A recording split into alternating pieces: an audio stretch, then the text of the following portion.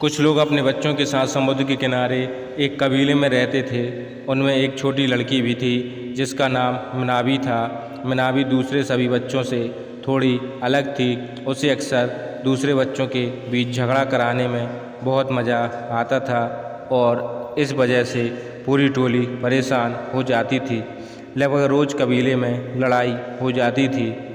एक बार की बात है कि डूबते हुए सूरज की लाल गुलाबी किरणें खेल के मैदान पर पड़ रही थी। सारी लड़कियां खेल का आनंद उठा रही थी।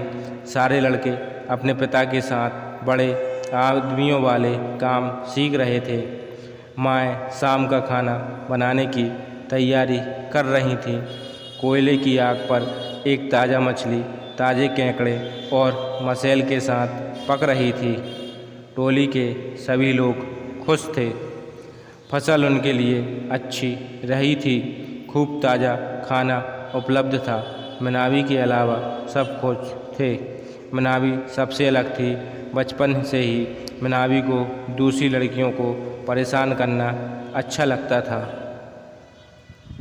मिनाबी का चेहरा इतना बदसूरत और कठोर था कि उसे देखकर उसके मन की नफ़रत का अंदाज़ा लगाया जा सकता था। बुजुर्गों को पता था कि मिनाबी सबको परेशान करने की कोशिश करती है, जिससे झगड़ा होता है, न केवल छोटी लड़कियों में बल्कि उनकी माँ में भी। बुजुर्गों ने मिनाबी की माँ को चेतावनी दी कि अगर उन्होंने मिनाबी को गड़बड़ करने से नहीं रोका तो उसके साथ कुछ भयानक घट जाएगा। पर मिनाबी ने इस पर ध्यान नहीं दिया। साल बीतते गए और मिनाबी जवान हो गई, पर उसे तब भी झगड़ा कराना अच्छा लगता था। एक दिन सारी जवान लड़कियों को मिनाबी को भी दुल्हन बनने के लिए तैयार होना था। मिनाबी भी अन्य लड़कियों के साथ खड़ी हो गई। बुजुर्गों ने बताया कि कौन सा लड़का किससे शादी करेगा। समारोह के आखिर में मिनाबी अकेली खड़ी रह गई। किसी भी लड़के ने उसे शादी के लिए नहीं चुना।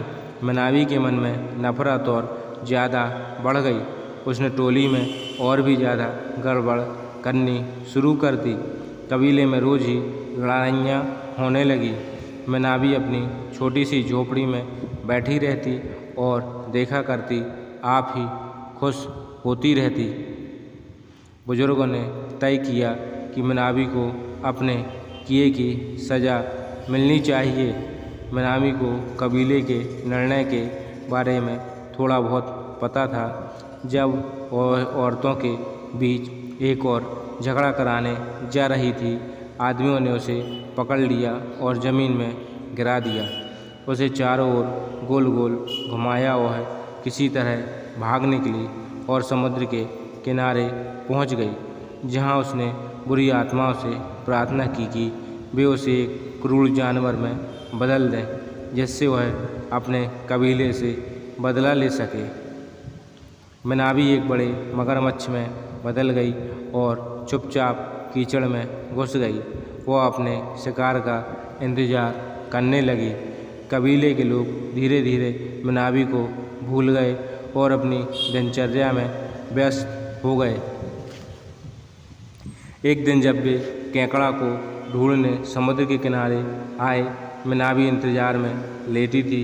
एक आदमी जो मिनाबी को सज़ा दिलाने में शामिल था, जब पानी में कूदा तो मिनाबी पीछे से रेंग कर आ गई और उसे दबोच लिया।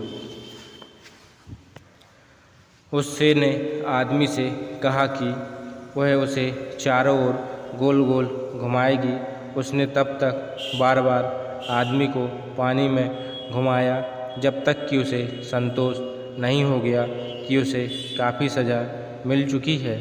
तब से आज तक मिनाबी की आत्मा मगरमच्छ में समाई हुई है और इसलिए हर बार जब मगरमच्छ अपने शिकार को पकड़ता है तो हमेशा पानी में चारों तरफ गोल गोल घुमाता है।